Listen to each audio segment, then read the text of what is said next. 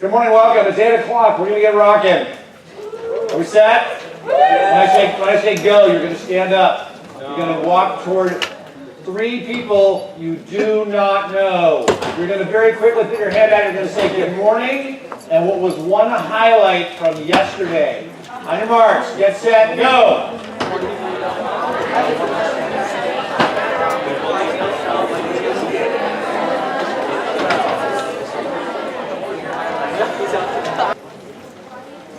Good morning, welcome. My highlight yesterday was working with you guys. What a pleasure, what a treat, what a privilege to work with some incredibly talented students. You guys are giving up a chunk of summer. In some cases, I'm shocked to find out you're actually giving up time in school. How many of you are enrolled in school right now? School has started. That's the craziest thing I've ever heard of. San Diego area, right? Yes. Wow.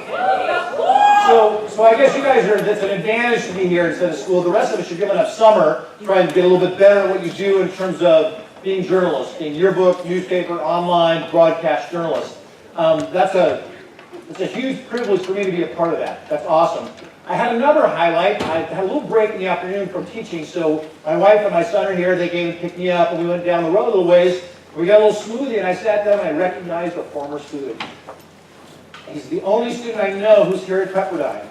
And it turns out, in the booth right back there, he took AP Econ from me at Granite High School. His name is Brant Missick. We're going to give him one big clap on the count of 3. 1, 2, 3. Thank you, Brad, for what you do. It turns out he's a double major in media, mass communications media, and econ.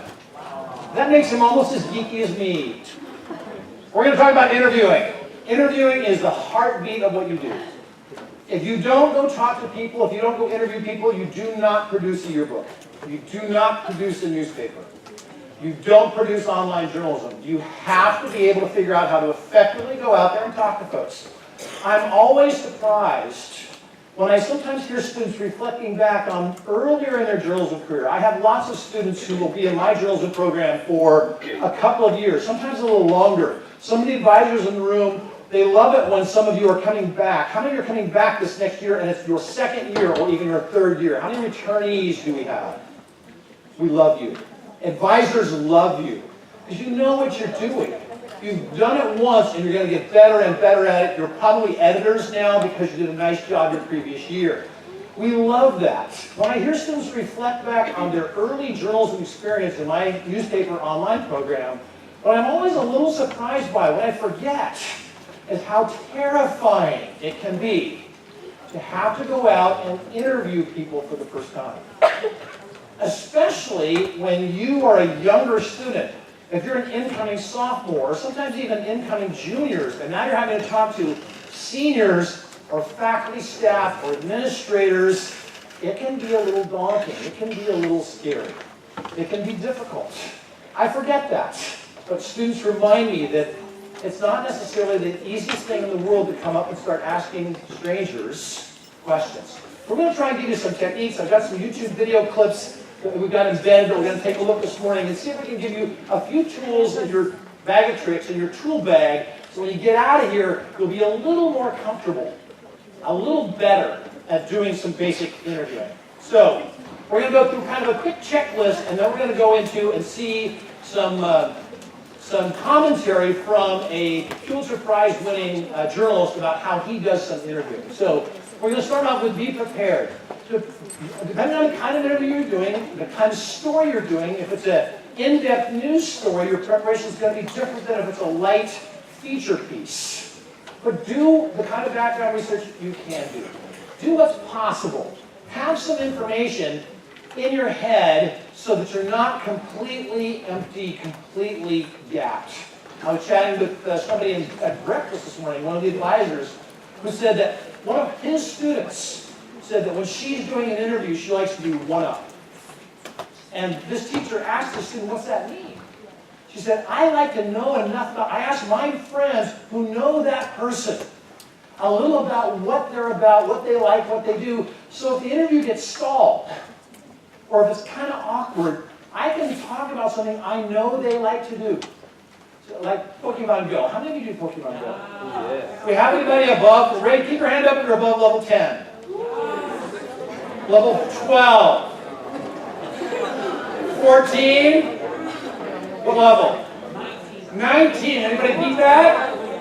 21. We got a 21. I'm level 0 because I've never even dealt with that. But my son who's here, he's 18. He's at level 14 or 15, I think. So if you know that somebody plays Pokemon Go and you know that and the interview stalls, maybe you can have a quick conversation and put them at ease. Have a conversation, and then you're going to be able to move forward. If you know that in the background, you're going to be better prepared. Number 2, if you know what the interview is about, prepare some questions in advance. Have a couple questions written down. Know what it is you're trying to get to. That's going to be helpful. They're going to help you stay organized. Sources are not going to always just volunteer the information that you need.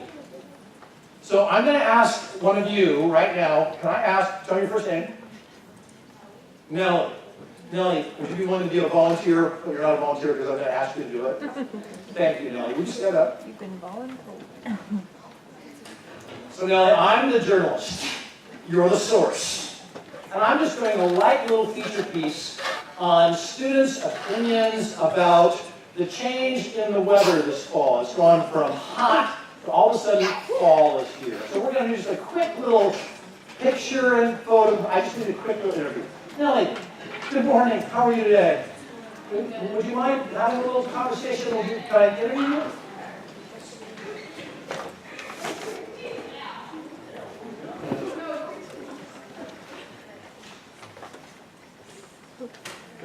Okay, awkward yet? Thank you, Nellie. Did you notice that she didn't have a clue what I wanted, and so she didn't give me anything except for an awkward little, you're weird.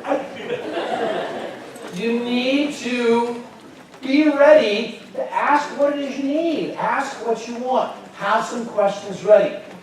It's often just as awkward for the source. For the person you're talking, it's often just as awkward for them, especially students. Less so for adults, but especially other students, it's often just as awkward for them as it is for you. So have some questions ready. Be ready to ask them something that's going to help you move the interview along. 3 and 4. Especially when you're talking about adults. With students, it's different. You can approach students, but if you're talking to adults, and you will be, almost without a doubt, yearbook, newspaper stories, you're going to talk to adults, teachers, administrators, off-campus sources sometimes. People are busy. You can't just show up. And then when you make that appointment, be on time. Make sure that you are scheduled. We talk to administrators on our campus all the time for all kinds of different stories. And I always get feedback from administrators. At the end of our journalism cycle, we publish our newspaper about once a month. And near the end of the cycle, I always get feedback from a teacher or an administrator saying, Susie sort of showed up unannounced and running into my classroom during prep period and kind of threw a couple questions at me that I barely had a chance to think about, and then boom, she ran back out the door. Not only is that not going to get you a very effective interview, it's kind of a little rude. So if you're talking to people, especially adults, try and set up an appointment. Get a time to talk with them. Dress appropriately. This one, again, if you're talking with students, you're students. If you're talking with adults on your campus, don't walk in gross violation of your school's dress code. Just an idea. If you're going off campus, raise your hand if you've ever conducted interviews that are journalistic off campus. You walk off the campus. Almost no one. Wow. Part of that is because the majority of you, your journalistic focus, your media focus is your book. And so your whole universe of coverage is the school. I get it. But some of you are going to have an opportunity to go off campus, perhaps, to talk to sources. Dress appropriately, avoid the wild, crazy stuff. That's just going to be better for you reputationally and for your source. So take 3 things with you every time you go out on an interview. A pen or a pencil. A paper or a notebook, and then a grain of salt, and at least a little healthy skepticism, depending on the kind of story you're doing. If it's a lighthearted feature, it's not Watergate. You probably don't have to be quite as skeptical as you are going to be about a story that's maybe critical about administrative policies. or school district policies. So keep that in mind. The kind of interview you're doing for the kind of story that you're doing is going to help generate your degree of skepticism about what people are telling you and how they're telling it to you. Number 6 is an important one. Should you record the interview? I believe the answer is absolutely yes. All of you, if you have a phone, raise your hand. Does anybody not have a phone? No, that'd be embarrassing. If you have a phone, you have a basic, simple recording app built into your phone, or you can download one very quickly. Should you record the interview? I believe the answer is yes. I've known great journalists in my time who never did use a recorder. And they had a shorthand, and they were scratching out notes, and they could turn that into a good journalism story. But that's hard to do. And they did it and kind of developed some techniques. So I think the recorder is critical. Little side note. Keep the files. Now, I'm going to ask the advisors in the room. Advisors, how many of you have a policy that your kids keep the recorded interview file for some period of time? A couple of advisor hands are going up, but it looks like the majority of you don't. So you don't keep those files. It's just a backup. It's a check. Now, most of the stories you're doing are not that controversial, but here's a yearbook story from my school this year. I'm not the yearbook advisor, but I work closely with our yearbook advisor. Her name's Granite. They put out a gigantic fat book, and it does pretty well. They're with Balfour. They did a story about volleyball, women's volleyball, girls volleyball. Girls volleyball coverage, the girls volleyball spread for varsity girls volleyball, I think it was 2 pages. It was a double truck. Not an actual double truck, but a double truck, 2 pages. And the girls volleyball team won the section championship. If you're from California, that's not bad. A couple of years ago, they won the state championship, but they won the section championship. So they were a good team. They got beat in the NorCal playoffs, so they didn't keep going. But they had a great year. My yearbook advisor was coaching and teaching her students to do focused kind of story. So what they were doing in their sports coverage was they were going in and zeroing in on one game, one match, and telling the story of the match, and then about how that reflected the year. But the focus was on one little blink in time, one match, one game. Well, it turned out that the volleyball reporter, the yearbook staffer, who went to cover the volleyball team for that one game, covered them for the one match in league play that they lost. It was the only loss in league play. They went like 13-1 in league play, but that's the one that she was at. And she was a rookie. She was a first-year staffer, and so she just kind of didn't have the conversation in her head about, or with an editor saying, maybe a match that would be more reflective of the season, since they went 13-1 and like 26-5 overall, maybe a match that would be more reflective would be, one that they were winners. That conversation never happened. Fast forward to May. The yearbook comes out. And it's a good story. It's an interesting story. There's great quotes. But it's all about a loss for a team that won a section title and made a run into the postseason. The parents, yearbook advisors, raise your hand if you've ever gotten phone calls or emails from parents about coverage in your yearbook.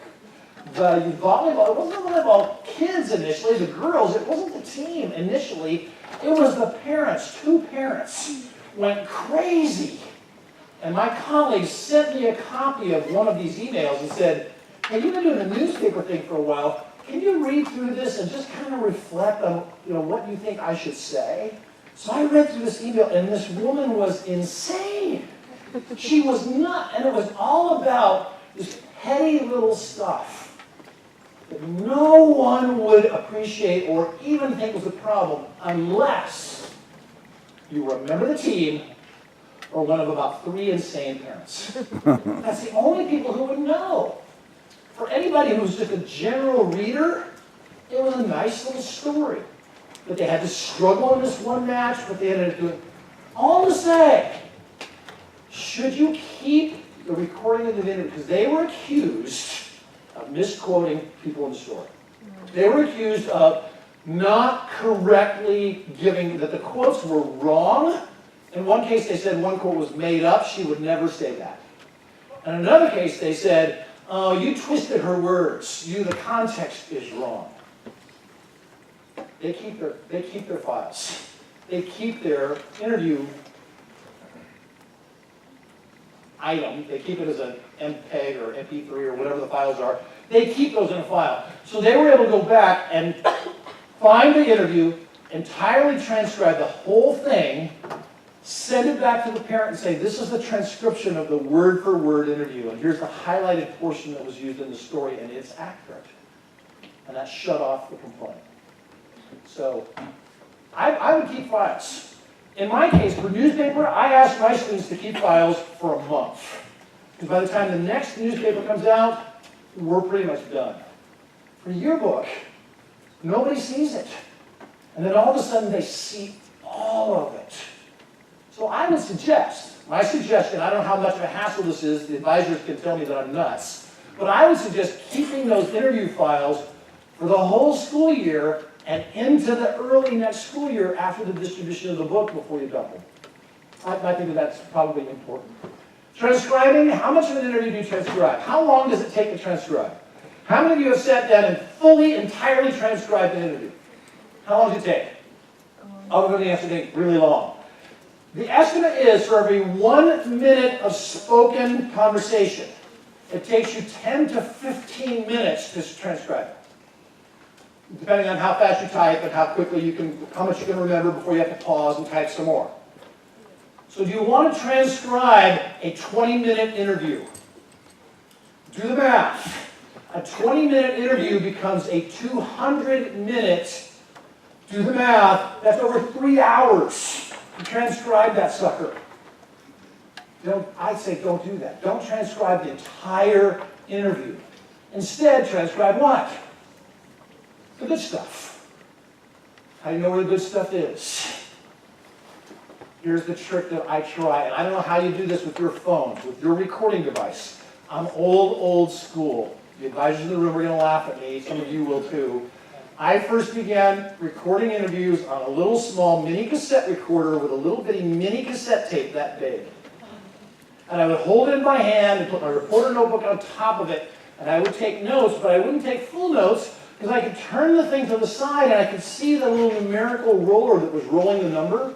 And when somebody said something good, I'd write down, oh, 012. And then in another minute and a half, they'd say something good, and I could, oh, now we're up to 127. And I would just jot down the numbers. On your phones, when you're recording, is there a clock or a counter on your phone? If there is, you want that to be visible. And then you want to have a notebook or a piece of paper so that when somebody says something good, you put the time down. Then when you're transcribing, you don't transcribe the whole stinking thing. You transcribe just a little chunk that you're more likely to use. That'd be my suggestion on that. The interview itself, introduce yourself, get the spelling of the person's name and have them confirm it. There's nothing more embarrassing in a newspaper or a yearbook than having your entire credibility destroyed by the fact you can't spell their name right. Oh gosh, let's avoid that.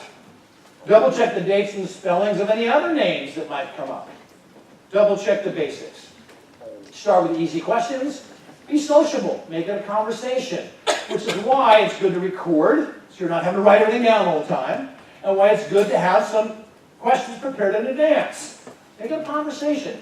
Throw the easy questions out first. If it's a feature-y style interview, they're all going to be pretty easy. If it's a tougher interview, if it's a challenging interview, save the difficult stuff for the end, because if you really tick off a source and they say the interview's done, you don't want them to do that the first time you sit down. Wait until you've gotten some information if there are tougher questions, depending on the kind of interview that you're doing. Open-ended, yes and no doesn't work. Because the answer will potentially be, especially for other students who are a little awkward with this as well, the answer will be yes or no, and that's it. Open-ended, let them have a conversation. We talked about the research. Don't argue with people about their answers. You might decide that somebody's got information that's wrong because you've done the research. Don't fight with them, but just check that out later. Talk to him about coming back. You might need to come back and talk to him again. Find some anecdotes. Ask for some examples. If you're talking to a coach, Coach, what is the most funny incident that's ever happened to you? If you're talking about a feature about a coach, Coach, what's the funniest thing that's ever happened during a game that you've been coaching? And then shut up. And let him or her, let that coach think. Because they've had some of those incidents. What's the most compelling? What's the best story you remember about one of your athletes overcoming adversity? And then shut up and let them dig for that story. Because that story that helps tell your bigger story is going to be just a really interesting, engaging way to get to the content you're trying to get to. Watch for the body language. Pay attention to what's going on around you. If you're having a face-to-face interview, you're going to save some of that for description in your stories, potentially. We've already talked about saving your tough questions. So we're going to hear from a gentleman named Ben Montgomery. He's won some prizes, Pulitzer Prize, a finalist for Pulitzer Prize. So I've got a couple of embedded YouTube clips, and he's going to come in and talk about some stuff from a professional point of view about what makes interviewing work, what makes it effective. I'm genuinely curious, and I never go with a set of prepared questions. I will go having researched the subject, researched the person I'm going to interview, but never rehearsed or pre-written questions. I like it to be, just sort of following the path, following the natural bend in the river, wherever the subject wants to take it. So that, open-minded, curious, and then also empathetic, like somebody who truly wants to understand what it's like to be in the shoes of another person. Turn to your neighbor. He just contradicted something that I said in the last few minutes. What did he say that contradicted what I said, and why might it be justified in his case? Go. You got about a minute. Have a conversation near you. What did I suggest? Questions. Prepare some questions. What did he say? Don't. Well, why can he get away with that? He's kind of been doing this a while. He's done his background research, I guarantee you that, so he has an idea of where he wants this to go. He doesn't want to take away from the conversational tone. So let's just take a quick look at what he's talking about in terms of interviewing. Be curious. Why be curious? These aren't numbered correctly. Research the subject and the person you're interviewing. Why? And then number 3, listen and be empathetic. Why? Those were all topics he touched on in that 57 seconds. I want you to go back to that person you're just having the conversation with just now, and I want you to address one or more of these questions with one another. Go. You got about a minute.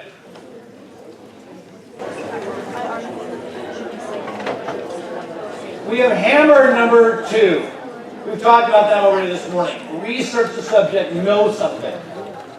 I think number 1, the first bullet up here, they're all number 1. I think the first one, it goes without saying.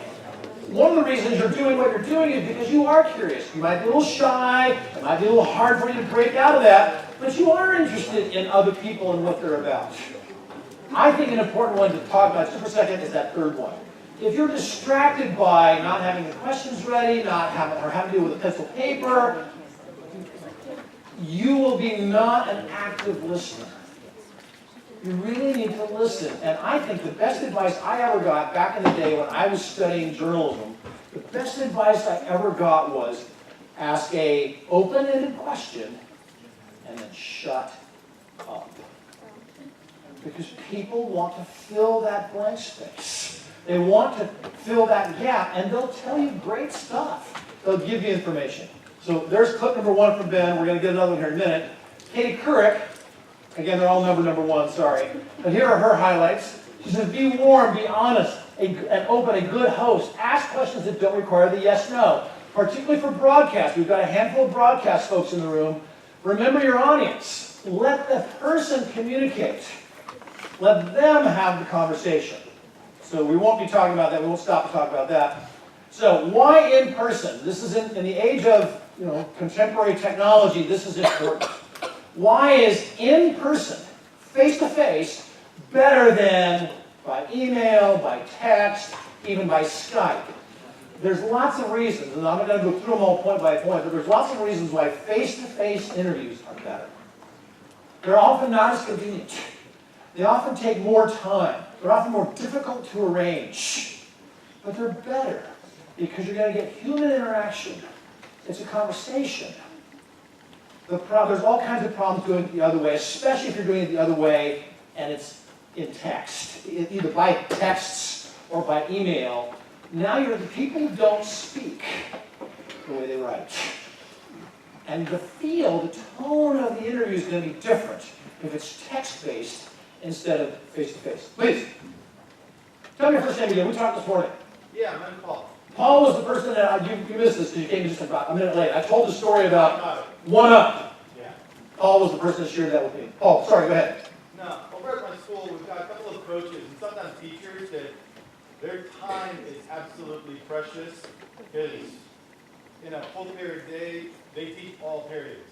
And so they asked us to send them the questions ahead of time. Okay. And What's your opinion on that one? Where they got do they then write an answer? No, we don't want the answers typed back to us. Okay. We will still come in for the interview, but they Yeah. want the questions ahead so that they can prep the answer so it can be a If 5 to 10 they can be efficient. rather than 25. They can be efficient. You have to, I think, you have to give the sources the grace of allowing, they're busy people. I'm totally okay with that, especially because you guys are able to then do the face-to-face. You just help prepare the interviewees. So you're not going to get the stilted, typed up answers that can get massaged and that can sound bureaucratic because we don't write the way that we speak. I think that's fine. And one of the things we also send in is also, I tell my students, what's your angle? Tell them, and if they appreciate it, especially coaches, Right. if they're going to be okay with taking it in that direction. And if you do that, they can give you, I think, better answers. And we've been very successful in our interviews. And getting good interviews that have material and information that really help stories. That's awesome. Great suggestion. Because what the alternative might be, and we've had a coach or two on our campus, the alternative might be, well, pound sand. If you're not going to cooperate with me and give the questions to me in advance, yeah, I'll talk to you, but give me the questions in advance. If you want to do that, leave me alone. Well, now what do you do? That's the coach of that sport. You've got to do that spread. You've got to do that story. Now you're in trouble. So I think that you have to bend, the way you described is a great example, bend so that it's a relationship. And you can establish some trust and they'll cooperate with you. The challenge in what we do, the challenge in what you guys are experiencing, first-year staffers, you have no appreciation for this. If you're about to be a first-year staffer, yearbook, newspaper, whatever, you do not appreciate the following. Teachers totally appreciate this. Returning staffers appreciate it to some degree. People have come before you. They've asked these people the same questions every single year.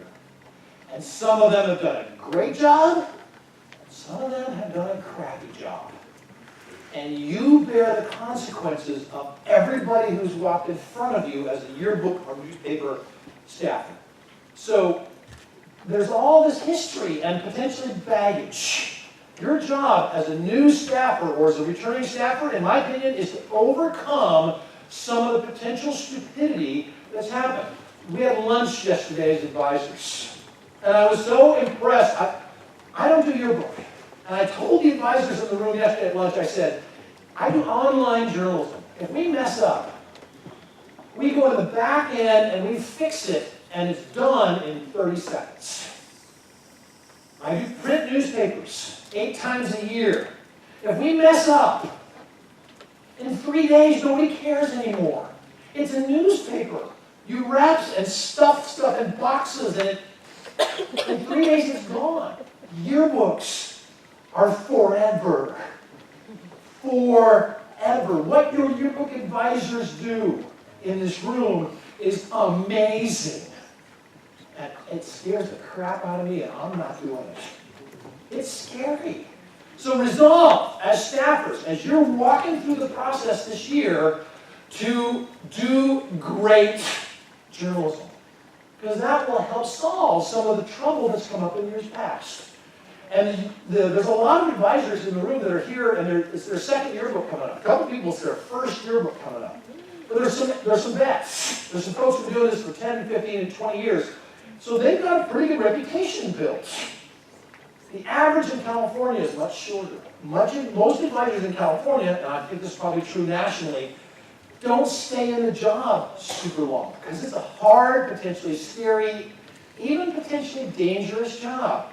Help your advisors do well. They want to help you do well, help them do well.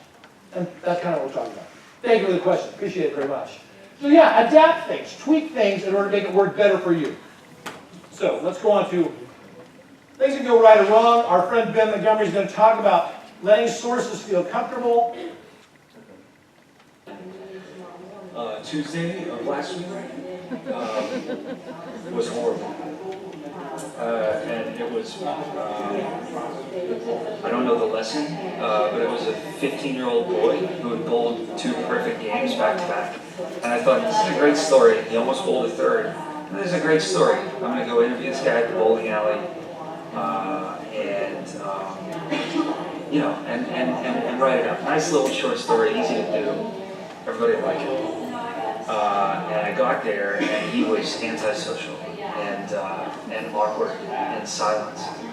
And so, and I don't know the game of the sport of bowling very well. So I was kind of leaning on him to help me understand what a 7-10 split is and what it means for the ball to carry. And I got the sense off the bat that he didn't want to be there. I tried to make it comfortable, with this guy. Instead of like shaking hands in a formal way, I came in for the bro shake. But nothing I did worked until he started bowling. So we're sitting at a table beforehand. But once I was like, let me see you bowl a few games. And boy, once he started this activity, he started to open up. It was like he had found his comfort zone in the rolling of the ball down the lane. So maybe that's the lesson. Like, let people be in their natural environment, and maybe they'll find comfort there, and maybe you'll get more out of the interview. Well, would you do anything differently if you had a chance to? Next time, I would just bowl with him. I'd be like, let's bowl 10 games, and we'll talk while we bowl, and we'll not have this awkward experience of sitting weirdly across the table from each other, with me writing down what you say. So here's the follow-up question. While I go back to the PowerPoint, turn your neighbor.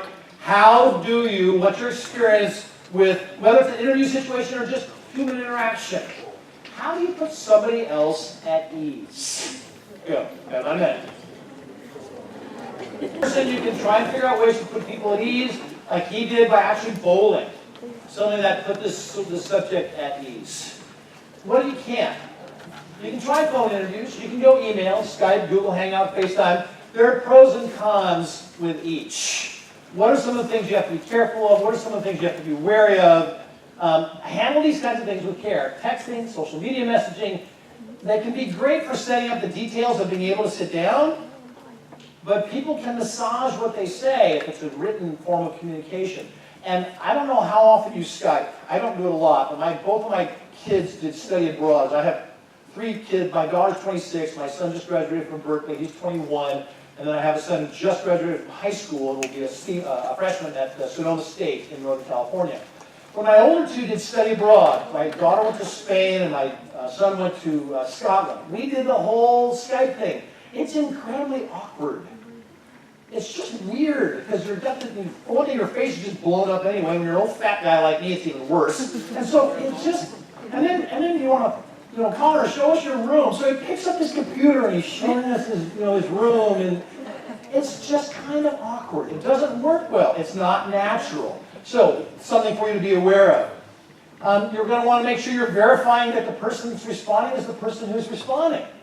Have any of you ever sent a text to what turned out to be the wrong phone number? Have any of you gotten a reply? Have any of you been played by the person who replied? So true confessions, you guys are familiar with Craigslist, right? So I've used Craigslist from time to time. About 2 weeks ago, I put 3 or 4 little things in my house that we changed a couple pieces of furniture. So I put a couple things for sale on Craigslist. One of which was a collection of Bauer pottery. Bauer is a brand of pottery. It's kind of 1950s-esque. It used to belong to my mother-in-law. And my wife decided, let's gather this. So I put this list of 33 pieces of Bauer pottery on Craigslist. And I almost immediately got a response saying, is the pottery still for sale? Yeah, for sale. How much? It's in the ad. But I didn't say that. I gave him the price. For the whole collection was going to be like $200 or something, because it's semi-valuable, theoretically. Okay, he says, I will pay you extra if you accept a certified check, and then you pay the moving company. Moving company, it's a box of dishes. But you'll pay the moving company with the extra. It's totally a scam. I played this thing for 2 hours and just played dumb. And he thought it was somebody who was really going to allow him to buy the Bauer pottery and scam me out of hundreds of dollars. And I milked it, and I put it on Facebook. It was way better than a movie ticket. There's a couple of YouTube links out there where people play the person who's made that contact. You don't know. Be careful. Verify the person is who they say they are. If they are a scammer, work them. Burn their time. Because they're trying to hurt helpless older people often. Make that difficult for them to do. There's a great YouTube video where a comedian did this. You should look it up. I'll look for it later and give you the link. So, Montgomery's about to tell us, in one way of reaching somebody isn't working, try something different. If the talk conversation at the bowling alley is not working, bowl with the guy. See if that helps. Here we go again. Be willing to, be willing to shift. If you're getting stuck, if you're not connecting with someone, maybe try something different. Some people are socially awkward. Some people don't like to look into the eyes of another person. And so in-person interviews may become uncomfortable. So maybe that interview is better over the telephone. Very rarely, but sometimes better over email or over text. Somebody is insecure about how they articulate or put thoughts together, but they can do it on the phone, and they've had a little bit of time to think about it, or the thumbs do the talking or whatever. Then that's happened to me before. So be open to ad lib. So it's not a hard and fast rule. It's not absolutely never use email, never use Skype. It's be careful with it. And sometimes it might make sense. Be willing to flex, be willing to adapt. So, the nitty-gritty. What you need to do to make sure your interviews are successful, to get the information that you need. We've talked about some of this before, so we're going to go very fast. I think it's helpful. Montgomery says no, he doesn't need to, but I think it's helpful to have done the research, have some questions in mind, where are you going to go to get the information that you need. Do that research, develop your questions. Develop those questions in such a way that your first questions are open. They're going to prompt that conversation. After you get the very basics, how do they spell their name, what's their title, then an open-ended, nice, sociable question, a way to get the conversation rolling, is an effective technique. Listening is critical. We've talked about that already. You're going to have a lot more questions in your head or on paper than you're going to use. You're going to collect a lot more information than you're going to be able to use if you've done a good interview. I tell my students all the time, one of the things that my students do that when they're early in the game, they're rookies, they want to do well, they're good writers. On my staff, you have to apply to be on the staff. If you apply, you get in. But you have to apply. And so usually the students come in, they want to do well. They want to try and become good journalists. So one of the mistakes they make early, many of them, is they go out and they get interviews and they talk to somebody for 20 minutes. And they transcribe the whole thing. And then they put every single quote in the story. And the story goes on for 2,000 words. The vast majority of which are quotes. Nobody's going to read that. You're going to have to be selective. And I have a little metaphor that I tell my students. Listen, you have poured your heart and your soul into going and getting this information. You have gone out and tracked it down and found the people and done it, and you want to use it all. These quotes, this information, they're like your children. They're like your babies. But you have to kill some of your babies. And then they look at me and they go, ew! And I'm sorry, the metaphor is a little awkward, but you have this relationship with this information because you've poured yourself out to get it. You can't use it all. You're going to have to be selective. You're going to have to listen and be selective. So there's almost like this this value to listening that earns you the story. It's like making deposits into the story by being an engaged listener. It's pretty rare, in my experience in modern society, that people truly listen. Bring up a personal anecdote. Oh, don't stop before you give us the personal anecdote. Come on. When I get home from a day of reporting, one of my wife's common complaints is, you're not listening to me. And that's bad. Trust me. That's very bad. My excuse all the time is, this is work. I've spent 8 hours today intensely listening to someone else. And so, in downtime, I sometimes want to shut that off. But that's when you've hit that feeling where there's a work involved in listening. That's when you're in your paycheck. That's when stuff is getting good. So to sum up, do the research, open-ended questions, listen. It's important to listen. Teachers, a bunch of us are in the room. When I get home, my wife says, "You don't talk to me enough." And my answer is, I talk for a living. I need to and we figured that out. We've been married like 30 gazillion years, but yeah, you have to figure out those kinds of things. So, check your technology. My own worst personal experience story as a journalist, I was doing a story about a couple of young recreational swimmers who were quite successful in the recreational swimming. They later went on to year-round swimming and went to college and swam in college. But they were quite successful as about age. So I'm doing a feature story about a 13-year-old boy and a 10-year-old girl who were sisters.